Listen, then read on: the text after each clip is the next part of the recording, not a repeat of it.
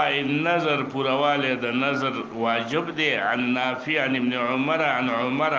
قال قلت يا رسول الله إني كنت نظرت أن أعتكف ليلة في المسجد الحرام في الجاهلية قال اوفي بنظرك. نو اعتکاف د یوې شپې او د یوې ورځې کېدی شي او دا ضروري نه ده چې اعتکاف د خامخا په روژه کې په غیر روژه کې هم شي کولی او دا ضرور او د اعتکاف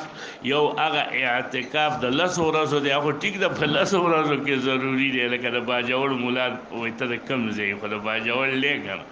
نو 10 ورځو اعتکاف خو په 10 ورځو کې ضروري دی. د دې نه علاوه په نور ورځو کې یا 2 شپې یا یوه شپه اعتکاف کې نو هغه کولی شي.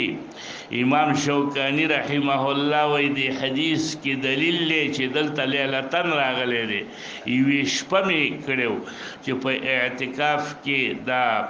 روژه چې دا ضروري نه ده چې ته دې پکې خامخا روژه شي ځکه د شپې خو خلک روژه نه نیسي او دلته دا راغی چې د شپې مې نظري کېو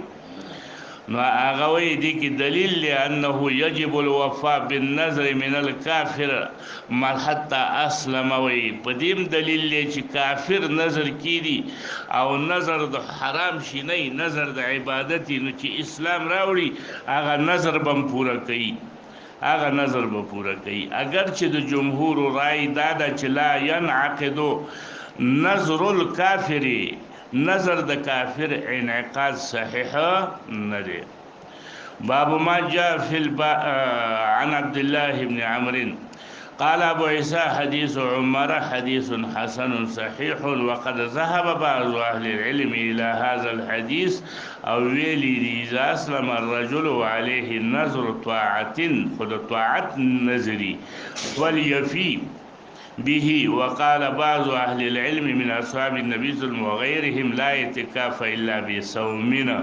دا مسلک د چا دی؟ د امام ابو حنیفه. اعتکاف چې کې خامخا به د روژه به ضروري پکې نو د تبلیغیانو دا خبره چې راځئ جومات ته ننوځئ د اعتکاف په نیت باندې دا خبره د تبلیغیانو صحیحه د مسلک حنفي بنا باندې ځکه مسلک حنفي کې دا دی چې اعتکاف په غیر د صوم نه نه نو ته به هله اعتکاف نیت په جومات کې کولی شي چې ته ورسره روژه شي او ته خو پکې یوه ډړۍ ډوډۍ خوري